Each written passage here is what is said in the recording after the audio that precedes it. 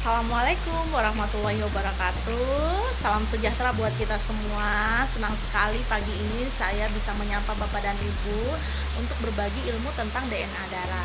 Ya, perkenalkan, nama saya Eva Dipanti Tumba. Saya seorang nurse perawat, ya, memiliki keluarga. Anak saya 2, golongan darahnya B, suami saya O, ya. Kami berdomisili di Kalimantan Timur, tepatnya di Kutai Timur, Sangatta, ya. Tapi saya sebenarnya adalah asli dari Tanah Toraja. Oke, perkenalan saya dengan golongan darah cukup panjang, kali lebar, kali tinggi, Bapak dan Ibu, karena ini dimulai dari saat saya bekerja di Palang Merah Indonesia. Saya mulai tertarik dengan ilmu ini karena menurut saya perbedaan golongan darah yang ada dalam diri manusia tentu pasti ada rahasia yang Tuhan mau sampaikan kepada manusia. Jadi ini yang membuat akhirnya perjalanan cukup panjang. Inilah yang akhirnya saya hari ini bisa berbagi ilmu ini kepada Bapak dan Ibu semua. Sejarah golongan darah sendiri itu cukup panjang, Bapak dan Ibu. Pertama kali ditemukan oleh seorang peneliti dari Austria bernama Klaus Trauner. Beliau mempublikasikan bahwa di dalam diri manusia itu ada 4 golongan darah yang berbeda satu dengan yang lain. Nah, karena hasil dari penemuan beliau ini, beliau mendapatkan Piala Nobel dari dunia. Kemudian oleh Bapak Takeji Furukawa. Bapak Takeji Furukawa ini berwarga negara Jepang, ya. Penelitian beliau akhirnya dibukukan dalam sebuah buku, pertama kali buku tentang golongan darah, ya. Itu kalau tidak salah tahun 1928, ya. Buku itu berjudul Temperamen dari Golongan Darah. Kemudian disusul oleh Bapak Mahisaka Nomi dari Jepang juga tahun 1970, dan beliau inilah yang akhirnya mendirikan lembaga Abo Center, ya, yang berada di Jepang, ya. Kemudian diteruskan oleh anaknya yang bernama Tahitaka Nomi dan Ibu Chikawa-san yang sekarang menjabat sebagai direktur dari lembaga riset tersebut. Nah, jadi sejarah panjang dari golongan darah ini yang membuat kami memberanikan diri untuk bekerja sama, dan akhirnya saya mendirikan lembaga Abo Center yang ada di Indonesia. Itu ada 3 lokasi, yaitu di tempat saya di Semarang oleh Pak Peter dan di Jakarta oleh Ibu Holly. Nah, kemudian Bapak dan Ibu, karena kami menemukan ada sesuatu yang sangat menarik dari DNA darah ini yang kalau ini bisa dipahami, baik itu dari sudut pendidikan, rumah tangga, pranikah, olahraga, ini akan sangat membantu negara kita untuk menemukan aset-aset apa yang ada dalam diri anak-anak kita ke depan, ya. Jadi ini yang membuat kami sangat bahagia hari ini bisa hadir dan memberikan materi ini kepada Bapak dan Ibu. Pertanyaannya sekarang, apa sih pentingnya kita mengenal golongan darah? Ya. Ini boleh dikatakan kalau saya menceritakan sejarah saya sendiri menemukan golongan darah ini ketika saya lagi dalam keadaan galau waktu itu, ya. Saya bekerja di PMI. Setelah saya resign dari pekerjaan saya perawat di sebuah rumah sakit yang ada di sini, saya akhirnya kerja di PMI selama 2 tahun. Di situ di balik kegalauan saya itu akhirnya ada sesuatu yang Tuhan mau berikan kepada saya, yaitu saya belajar tentang golongan darah. Waktu itu hubungan rumah tangga saya sangat lagi kacau-kacaunya, ya. Saya mungkin hampir mau berpisah dengan suami saya. Anak saya waktu itu masih berumur 2 tahun. Kemudian di balik kegalauan saya itu, Bapak Ibu, saya menemukan artikel yang sangat menarik antara hubungan golongan darah dengan manusia. Nah, setelah saya membaca artikel itu, saya mulai penasaran, Bapak Ibu, apa sih sebenarnya maksud dari Tuhan menciptakan perbedaan golongan darah tersebut.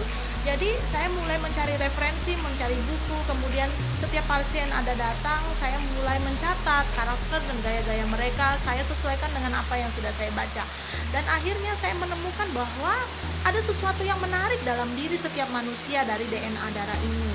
Nah, singkat cerita, akhirnya saya mulai memperbaiki hubungan saya dengan suami saya B, suami saya O, dan dengan anak saya, dan akhirnya saya sekarang ini bisa menjadi motivator. Jadi perasaan penyesalan saya terhadap apa yang saya sudah lakukan kepada anak saya dan pasangan saya membuat saya akhirnya memberanikan diri untuk mendirikan lembaga riset yang namanya lembaga cerdas cemerlang, kemudian punya perkembangan akhirnya menjadi Abo Center Indonesia. Nah, ini ilmu yang menurut saya sangat penting yang akan bisa menjadi jembatan keharmonisan kita dalam berhubungan, baik itu kepada masyarakat, dunia pendidikan, anak-anak kita di sekolah, dunia kerja, kemudian dunia olahraga, dan masih banyak yang lain, sehingga saya memberanikan diri waktu itu bersurat kepada Bapak Yusuf Kalla, dan akhirnya saya memberanikan diri untuk presentasi di berbagai kementerian. Nah, setelah dari itu panjang sejarah, saya mulai diundang untuk mengisi seminar-seminar, dan alhamdulillah sekali kemarin juga kami sudah membantu Coach Indra Safri sebagai pelatih di Timnas U22 mengantarkan pemain-pemain hebat kita untuk menjuarai AFF dan SEA Games ya.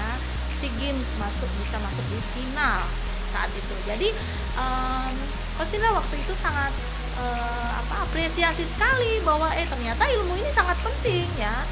Dari beliaulah kami jadi banyak sekali yang tertarik, dan akhirnya kami mengisi seminar-seminar juga di berbagai kalangan-kalangan universitas ya, kemudian di berbagai kalangan-kalangan perusahaan untuk berbagi men-sharingkan ilmu ini. Untuk dunia pendidikan yang hari ini saya mau bahas adalah kenapa sih darah itu sendiri itu begitu penting untuk diketahui ya.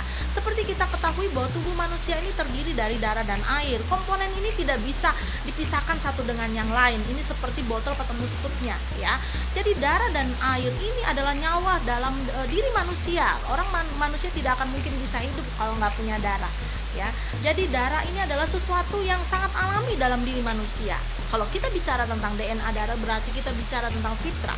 Fitrah itu berbicara tentang proses alami dari Allah yang tidak bisa kita tawar-tawar. Ya, jadi ketika kita memahami tentang fitrah ini, maka kita akan jadi jauh lebih nice, jauh lebih menghayati karya Tuhan yang luar biasa dalam diri setiap manusia. Dan ini yang membuat kami akhirnya memberanikan diri untuk berbagi ilmu ini kepada Bapak dan Ibu semua. Kami berharap bahwa setelah mengikuti acara ini, Bapak dan Ibu bisa melihat anak itu seperti melihat surga ya. Karena anak itu sebenarnya adalah surga yang terlihat dalam diri Bapak dan Ibunya. Kenapa? Karena 4 hal yang harus kita belajar dalam diri anak kita. Pertama, mereka tidak pernah bermusuhan. Kedua, mereka kalau mereka jatuh tidak pernah galau. Yang ketiga, anak selalu bicara polos apa adanya. Yang keempat, anak selalu belajar ingin tahu.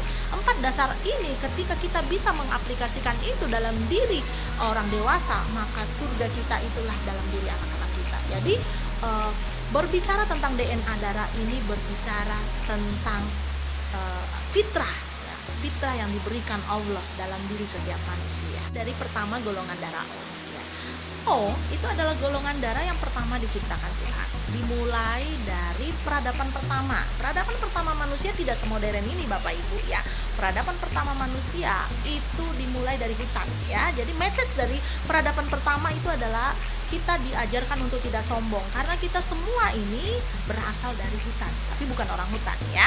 Oke, golongan darah O ya, karena dia golongan darah yang pertama, mereka mempunyai karakteristik yang sangat kuat sekali ya. Jadi darah manusia ini Bapak Ibu ya, itu menyuplai ke seluruh tubuh ya, termasuk juga ke belahan otak manusia.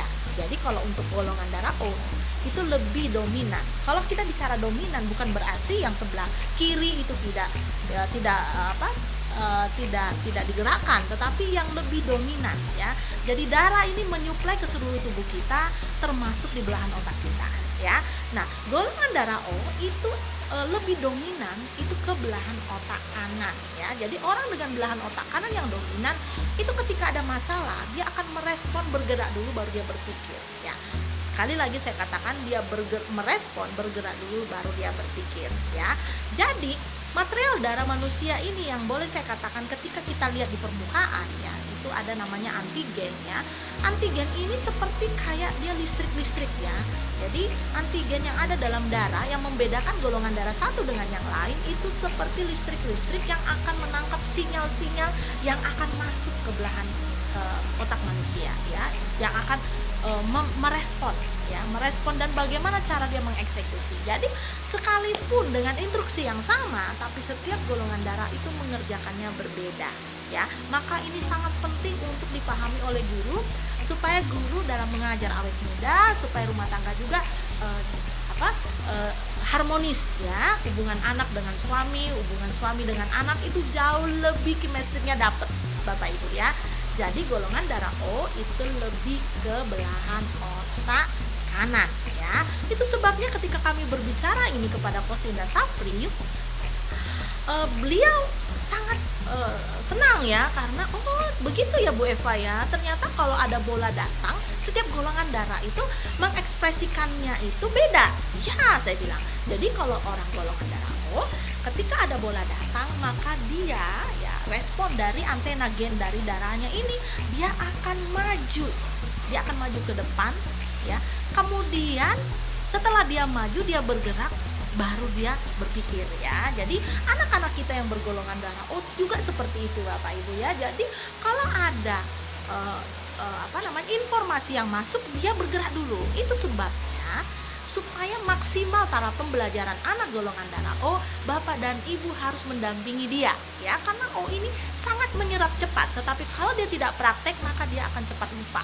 Jadi anak O itu menyerap seperti spons, ya, cepat tapi juga cepat lupa. Maka pembelajaran yang paling efektif adalah dia praktek, ya. Jadi kalau Bapak Ibu kasih dia teori, dia agak kurang mudeng gitu, ya. Dia agak kebingungan. Kenapa? Listrik dalam tubuhnya itu tidak bisa merespon dengan baik, ya. Nah, kita berharap bahwa listrik dalam tubuh anak-anak ini yang ada di dalam material fitranya tadi itu betul-betul bisa menyala sehingga kolbunya bisa terisi. Kalau kolbunya bisa terisi, anak ini akan jauh lebih berdaya, ya. Sekarang kita masuk ke golongan darah yang kedua, yaitu golongan darah A. Jadi ketika sudah peradaban itu, nenek moyang kita di dalam hutan kemudian membuat ladang, ya. Jadi orang A ini sudah mulai ada peradaban yang baru, ya. Mereka berladang, ya.